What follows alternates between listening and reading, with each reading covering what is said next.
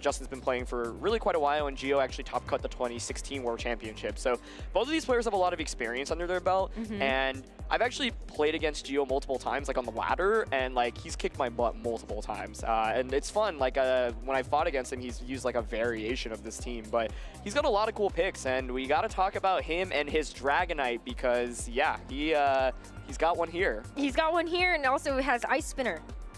Hello? Hello. Hello? So for those that don't know, Gio was part of one of the craziest comebacks in VGC history. In 2017, Gio was primarily known as a player that used Eevee and kind of the evolution boost, right? But he had this wild comeback where I think he was up against the Dragonite and was able to completely come back against it. Yeah, I mean, like, it's just kind of wild to maybe be able to, like, see him maybe, like, you beat it, but now, like, join it kind of deal. Actually, no, I think he had the Dragonite, if I remember correctly. So he was the one who had a Dragonite, was able to bring it back with his own personal Dragonite. Oh, yeah, and it was a 1v4. Yeah. Just in case anybody missed it, it was a 1v4. Oh, yeah, Eevee plus Dragonite, Tapu Fini, Whimsicott, Tapu Koko, and, well, I guess what would I have expected in Sun and Moon, except to see Incineroar in a team. So maybe that's not as much of a surprise to anybody. But it was the Eevee and the Dragonite together that was kind of wild. So definitely a Pokemon that Giovanni is not a stranger to using on a team. That's for sure. I think Justin's team, by the way, looks pretty familiar. We casted a game with some similar Pokemon earlier today. I think it's actually quite different in terms of item choices or whatnot. But I see a Pelipper once again. The MVP. Yeah. MVP like, Pelipper. We casted a player, So Hype, who won earlier today on stream, and the Pokemon were very, very similar, but the items were quite different. You know, it was, for example, Citrus Berry on Pelipper, and this Pelipper actually has the Life Orb item. But Pokemon composition are super similar. And I'm just fascinated. I like both of these team compositions once again. Like, not teams that you really would run into on the ladder. It's clear that the players have thought a lot about how to approach like kind of anti-meta team building here. And so, I mean, once again, Tauros rising up in usage. I'm shocked by that still just in itself. I'm glad we finally get to see Gothitelle. I don't know how good it'll be here because first of all, like there is the Mimikyu and the Golden Goal on the other side, so you can't drop them in. There is also the King Gambit, which of course threatens the Gothitelle with the super effective dark type attack immediately. But you know, Gothitelle still has utility, but this one does actually not have Trick Room. Yeah, I was looking at that, but then you want to talk about Tauros a little bit more? Yes. Giovanni's Tauros is actually Terra fighting. Oh. So a little bit more interesting. A lot of the Tauros we've seen today have had a defensive Terra type. So Justin still has something like that where you do have a grass Terra type for the Aqua Breed Tauros. But fighting. Giovanni, like, if he does end up going for the terrestrialization onto Tauros, could really just get some pretty big, powerful close combats off. Yeah, I think I'm just kind of curious about the speed dynamic here. We've also seen a fair amount of like Golden Go versus Golden Go throughout the course of the day, and both players have it on their team compositions here. So I'm curious, you know, whose is faster. If you look at both teams, they have Tailwind. Gio has the Tailwind on Talonflame, and then Pelipper has the Tailwind on the Pelipper. And so, yeah, like both teams can just vie for speed control, but the thing is the Talonflame with that Gale Wings priority will be able to get that first. However, if you're Gio, you also see the Mimikyu on Justin's team. So then you're thinking, oh, is it really that great to actually set up Tailwind? Because if Mimikyu comes out and sets up Trick Room, well, that might be a nightmare for me. And I think this could be another match where Pelipper puts in a lot of work in terms of damage output. You've got the super effective Hydro Pump into Talonflame. You've got the super effective Hurricane into Meowscarada, as well as the Paldean Tauros. Yeah, I was looking at that, and then also, you know, if you're really excited about using your Pelipper, then you could just Terra to Fairy, and what do then? You know, what do you do? What do you do? I mean, you're gonna be able to survive a lot of different things there with that Pelipper. So I think that's gonna be a really big Pokemon. I would love to see King Gambit come out again, maybe like get a chance to see it go for some. Oh God, is it Kowtow Cleave? I'm gonna leave that one to you. No. Don't leave me with that. I'm always like, I always just call it cleave because I'm like, I don't want to mess this one up. Nah, you know what? It's already out there. You guys can clip it. I don't care. No, but the one thing that I'm looking at though is the fact that it does have Sucker Punch. And just again, looking at those moves with increased priority, so Sucker Punch, Shadow Sneak, like a couple of these different options to be able to deal with a Talonflame as well. Gale Wings only is active if it's a full HP. Yeah. So you have to consider that too to be able to kind of, you have one shot. Do you go for Tailwind or do you go for Brave Bird? Yeah, I want to talk about Giovanni's Talonflame as well because it actually has Will-O-Wisp, and so it's interesting. I use Will-O-Wisp on my Talonflame. There you go. It's so good. It's so good. One of the things is, I think, when you're going up against King Gambit, you know, you got to ask yourself, okay, do I really want to bring in my own Tauros? And I'm curious if Tauros makes an appearance in this matchup because it does have the Flare Blitz to hit Amoonguss for super effective damage. It has Close Combat to hit King Gambit for super effective damage.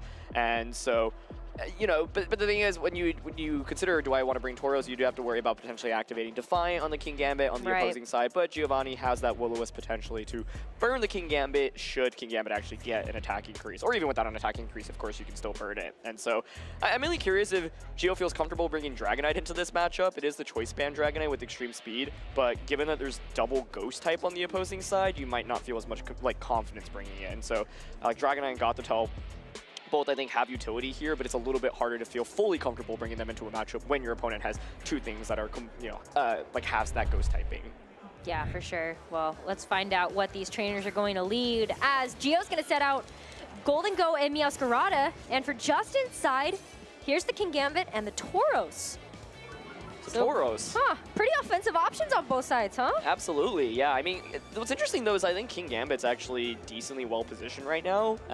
It doesn't have, unless, you know, there was like a surprise fighting type attack from Meowscarada, but given the team sheets, we know that Giovanni does not have that, right? And so, yeah, I think King Gambit in general is actually just a really good Pokemon into this entire matchup. Gio's best bet against it is actually utilizing that Talonflame, so I'm sure Justin's kind of relieved to not see Talonflame out on the field immediately. Right. And Tauros is actually going to pivot out, kind of conserving that Intimidate for later on and not wanting to feint to something like a Flower Trick from that Meowscarada immediately. Exactly, and you don't want to have to like commit your Terra either to be able to withstand that, so definitely good to save that for later. And so you'll see the Amoonguss switch in that place, but Gio just gonna go ahead and switch in the Tauros.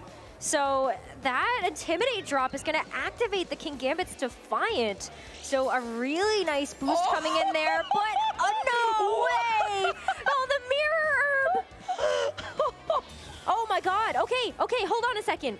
So Mirror Herb was one of those items that we didn't maybe expect to see this event. Like, it's so niche, you're not necessarily going to guarantee that you get to copy those boosts. But Gio has done it, positioned the Tauros to get the Defiant boost from the King Gambit across the way. And it just survived a pretty big attack. So, You know, it's fun. This is open team sheets, but I had just not looked at the item on the Tauros. And so that was so cool. Like, that was... Me either. You know what? It was something I glossed over because I'm like, it's a Tauros. It's pretty cool. I saw the fighting Terra type and I forgot to look at the item. Wow. Wow, but to see that in action, let's see if it pays off though.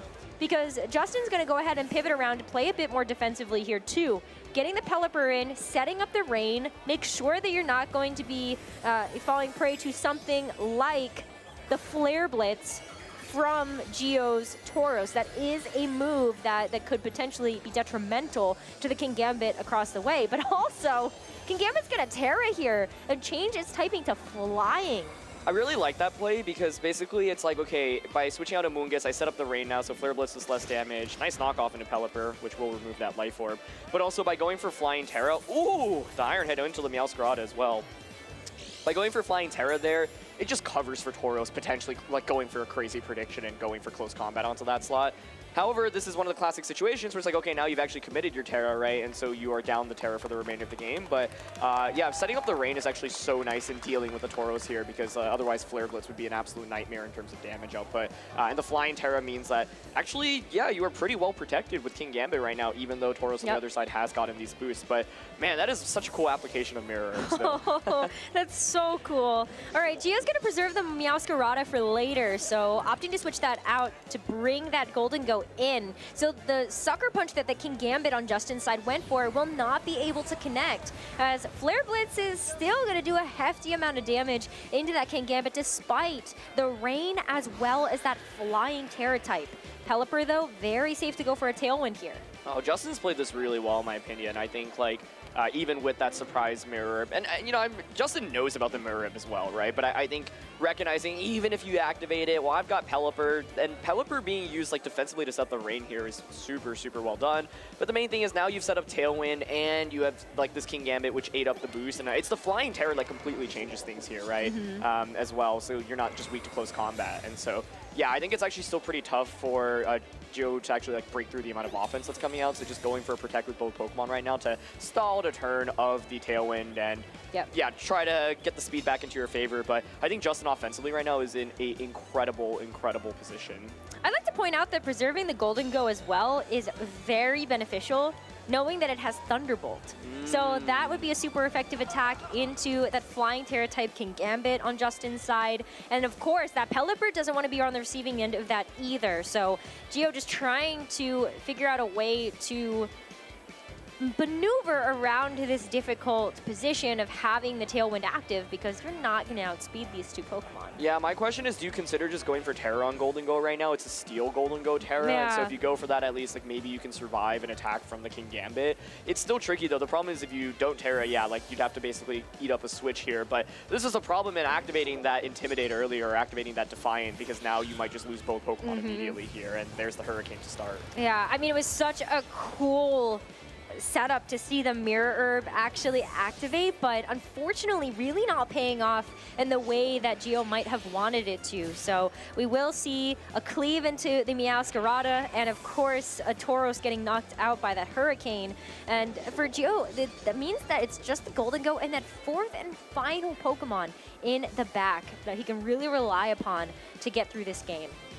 Yeah, I think like Talonflame is the Pokemon that I was maybe expecting to see a little bit earlier on. It is the one, the only, the Dragonite there. So, yeah, I mean, right now, like Dragonite does have some offensive pressure, and this is, however, actually multi-skill Dragonite instead of Inner Focus. And so, yeah, you know, Justin, like, going for a potential switch it into Tauros can just quickly, you know, bring down the offensive output of that Dragonite immediately. But with Tailwind up right now, there's still so much offensive pressure, and the Dragonite on Geo's side is actually a Choice Band set, and so you cannot go for Protect with it. And that's one of the best things that if you're using Tailwind, you want to see, right? Because it's like, oh, I know I can just double up onto that slot with relative ease and try to get a knockout. But here's the Terra finally coming out. Yeah, it's going to be onto the Dragonite, so normal type Terra. And so maybe, yeah, you can get some extra damage with that extreme speed, but you do have access to quite a few other options. Like maybe we see the Ice Spinner, I don't know. But extreme speed first, try to deal with this Pelipper, and that stab will be enough to get the knockout before that Pelipper can move again.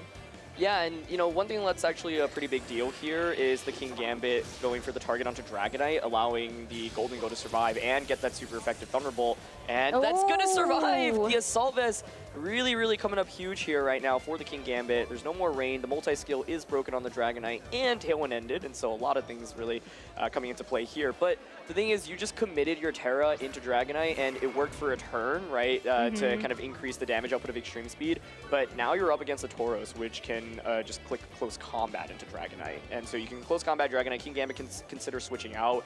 Could just go for a Sucker Punch on a Golden Go as well, but I think a switch here is safer, just to make sure you survive the turn. And then Amoonguss in this end game can, you know, of course, just go for... you actually can't Spore the Golden Go, so it's interesting, but you can at least like Rage Powder, redirect some attacks away from the Tauros, for example. So there's an Extreme Speed to start, and it's going to just go into Amoonguss.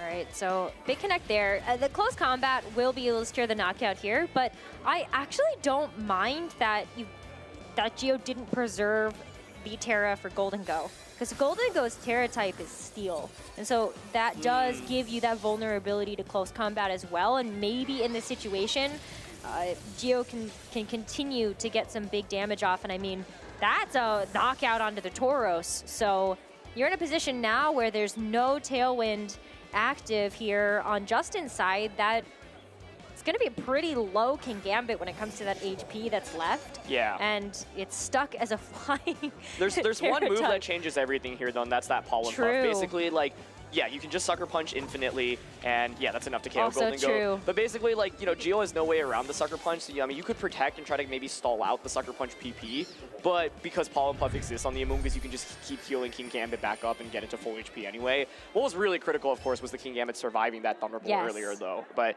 that was a really interesting game one. I think, yeah, it was really cool to see the mirror, but I think Geo now recognizes, okay, I got a decent setup for it, but the combination of Flying Terra plus Pelipper setting up the rain just makes it actually pretty difficult for Tauros to do very much. So I'm wondering if Tauros even comes out in the next game, because like it was cool, but it did have to give King Gambit a Defiant boost, and by giving it the Defiant boost, you then make it stronger essentially, right? And so it's like, I think King Gambit just was really able to run away with that game. I think Geo's adjustment should be bringing that Talonflame, because it does have Will-O-Wisp, and so and Overheat, but Will-O-Wisp being able to burn this King Gambit is such a big deal. Yeah, absolutely. I do think that seeing Talonflame early, and honestly, I'd really like to see Meowscarada lead. Like, there's so many good utility options that Meowscarada has access to. So I'm thinking like the Sucker Punch. We haven't seen actually too many flower tricks happen either on stream so far. And that's another move that I feel like a lot of eyes were on going into this tournament, because of the fact that it guarantees a critical hit.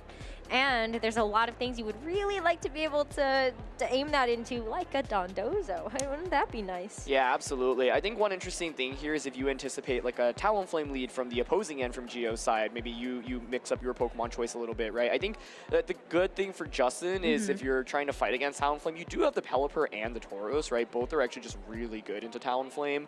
Talonflame, like, can't really get much value out of its fire type attacks, especially when the rain is up, for example. Right. And so, yeah, the thing is, I think for Justin, he recognizes, okay, King Gambit was so good in that last battle, I just have to make sure it doesn't get burnt by the Talonflame, because that's the adjustment I would expect Geo to make, and there it is. Yep, here comes the Talonflame and the Dragonite, and you'll see the good answer on the other side here from Justin as well.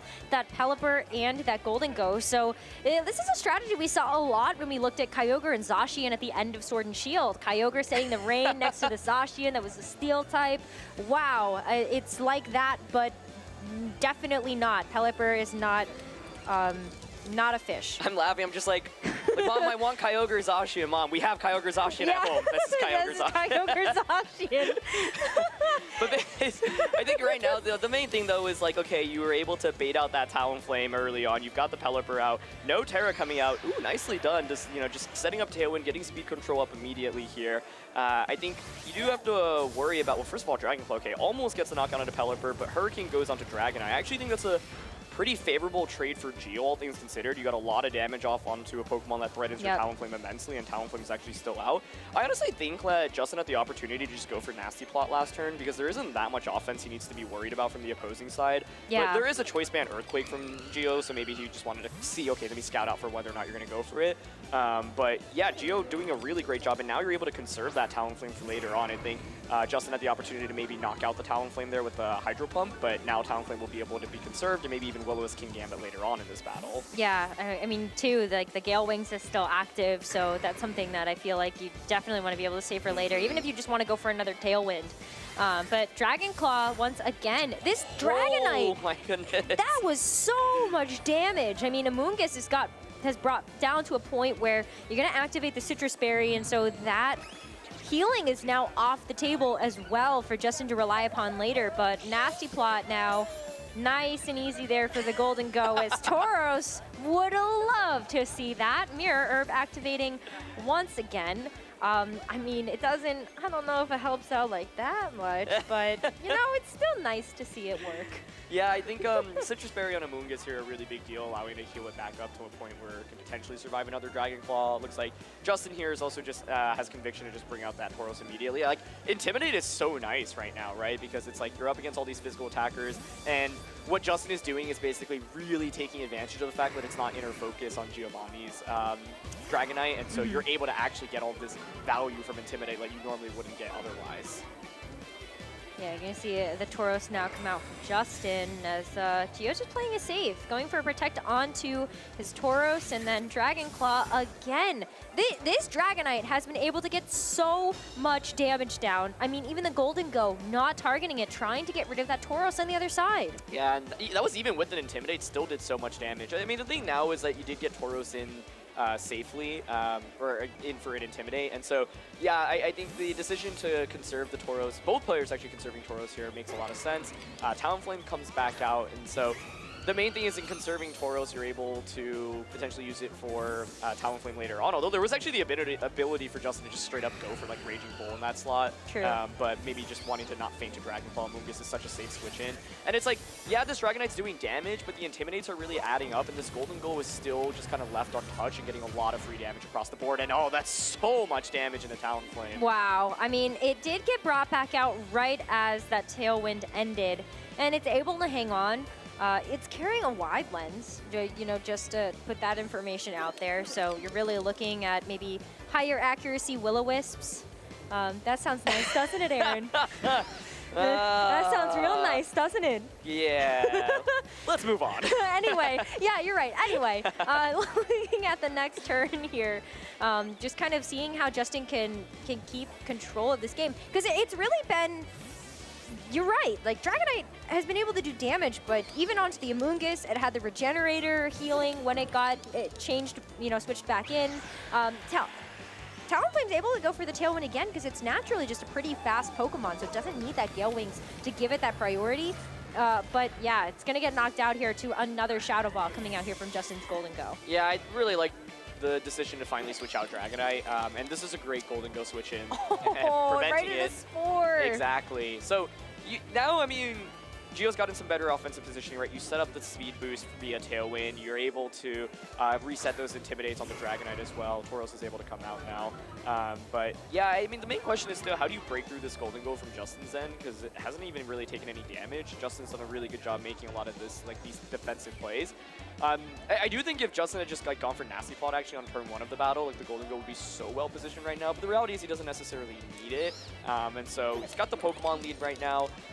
Gio is gonna, you know, be able to move faster over the next couple of turns, and so that's one thing you kind of have to play around. But yeah, I think right now Justin's probably content just taking trades, whereas Gio needs to find like big plays to actually get ahead. Yeah, agreed. I mean, we're even gonna see a Terra now coming out here. So let's see what can be done with this terastallization onto Gio's Golden Go, and Terra on Justin's side also. So both of the Golden Go now receiving their additional steel typing here from the Terra type. But you know, speed interactions here, does that say anything to you? Like, we did see Gio's Golden Go terastallize first. Yeah, with Tailwind up, though, I think it's hard to confirm. So it is hard, yeah. Yeah, exactly. And so Flare Blitzer will just get the clean knockout onto Amoonguss. And so Amoonguss is finally out of the way. I think it's been a huge nuisance to go up against throughout this entire battle. And it's actually Make It Rain coming out rather than the Shadow Ball, but, you know, Make It Rain would cover for... Oh, my gosh. Wow. That does so much damage. Yeah, even with the resist, too, from the yeah. steel typing. That's amazing. Like, just amazing to see that. I mean, the Shadow Ball, too, like, super smart for both of these players to just, like, go after the Golden Go on the other side. But, wow. I feel like I always expect Golden Go to be, like, bulkier. Like, we've commentated so many... Well, because it's, like, it's made out, it's, like, 1,000 coins. Yeah. That's, like, it should be pretty hefty. Like, all those coins, but one measly hit, and he goes... like... He just melts. It's fine. Well, I mean, that's a huge offensive threat from Gio's side that's just been removed there. The Golden Go does get knocked out. Dragonite gets to come back in, but right into an Intimidate from Justin. So a free switch there is going to affect both Dragonite and Tauros on Gio's side. Yeah, I mean, it's going to be a pretty close finish, especially with, like, this Intimidate, right? Like, there is the Tailwind support from the opposing side right now. So, okay, the idea here is let me bring in Pelipper. That sets up the rain, decreases the damage output of Flare Blitz, and I have intimidated you as well. And the Protect here is just to make sure, like, okay, even if you Flare Blitz, you can't crit me, for example, and stall to turn a Tailwind as well. But it's actually going to be close combat instead, which I think is really smart.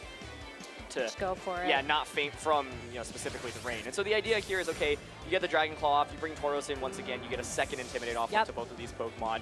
And this is where Dragonite just really, really, really misses inner focus. Yeah, I mean, multi-scale is really nice to have, but you completely lose utility of it after you take a hit. So definitely wish maybe the inner focus was for this specific matchup, but I've seen multi-scale pay off in other ways when it comes down to like having Dragonite on your team, so maybe just this isn't right matchup for it. Oh, he's okay. So yeah, Justin's going for the double protect because Tailwind is still up. He doesn't get it, so now you can just close combat Dragon Claw, double up into the Golden Ghost slot. Maybe close combat in itself just knocks it out. Yeah, that was enough. Yeah, and that'll secure the game actually up for Geo. So Geo getting that second Tailwind up in this endgame was actually so critical. And I think the really big turn was when Justin actually just lost the Amoonguss to the Flare Blitz there. It was a tough position, but I think there was the ability to potentially consider switching Amoonguss out into Pelipper to at least set up the rain.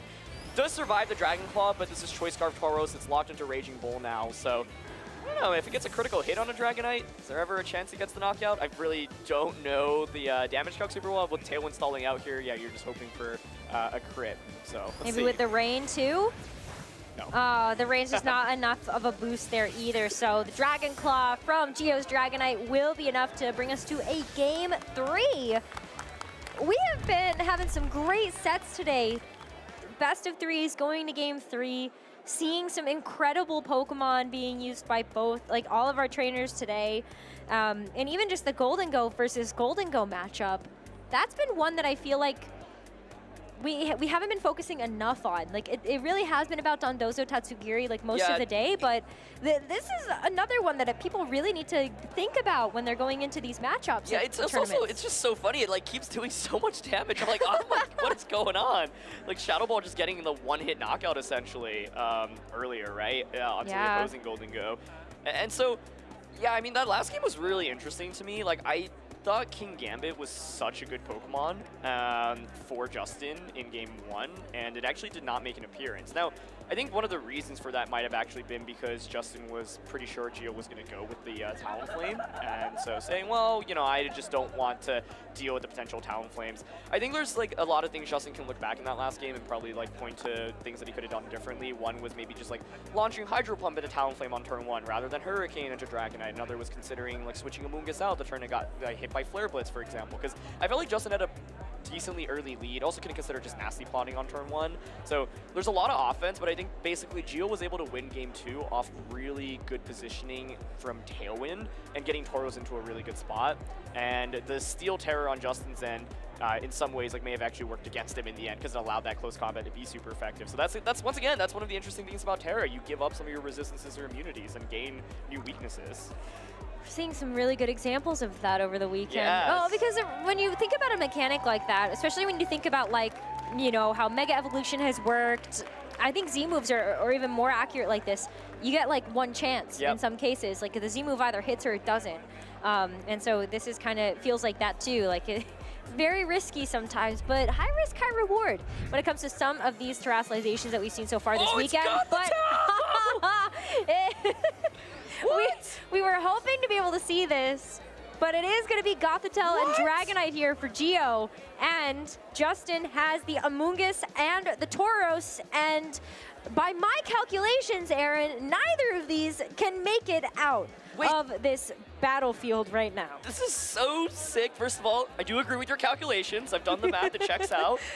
But this is like, what a bold play to bring Gothitelle, right? Like into a team with Golden Go, Mimikyu, and King Gambit. The gamble has paid off. If I'm Geo, I'm like, oh my goodness, like none of those Pokemon are out on the field right now. So he has the ability to just go for damage, right? Yeah, like fake out and just attack with Dragonite turn 1. I was also thinking you could consider switching out Dragonite if you have your Tauros in the back and get those Intimidates off. But let's see how much Wave Crash does into Gothitelle. No, it's about half. Okay. Okay. But there's a Citrus Berry. Yes, so that's a 3-hit knockout right there. Yep. And you stop the Amoonguss at this point because you really did put Justin into a position where Amoonguss wants to Spore. It just wants to start putting things to sleep because at that point, maybe you get a chance to switch out the Gothitelle and then you don't have to deal with it anymore and you can make pivots yourself.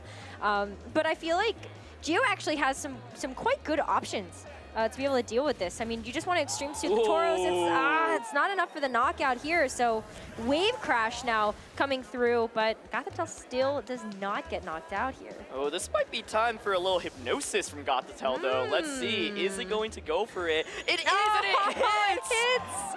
Gothitelle says, Amoonguss, what you can do, I can do better. I can put Pokemon to sleep, too. 60% of the time, but Yeah, well, It works 60% here. of the time, it's all the time, Exactly. Aaron. That's how math works in VGC. I mean, what a huge knockout, though, onto the Tauros. The Wave Crash recoil will be able to get the knockout there, but when King Gambit comes in, got the tell in a little bit of a pinch, but I think you're okay at this point. If you're Geo, you got rid of a pretty big threat, and now you can make pivots of your own to be able to deal with this too. All right, I was also curious how fast like Gothitelle is relative to King Gambit, but if Amoonguss stays asleep here and that Hypnosis hits, it's not going to hit here though.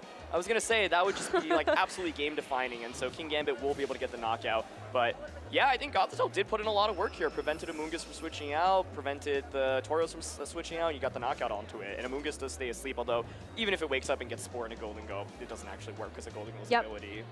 Well, so that's the thing that's really nice about the switch that Geo made. It's quite safe, and we're gonna see the same strategy again. Here we go. Tauros, Intimidate drops the King Gambit, so the Defiant boost gets activated.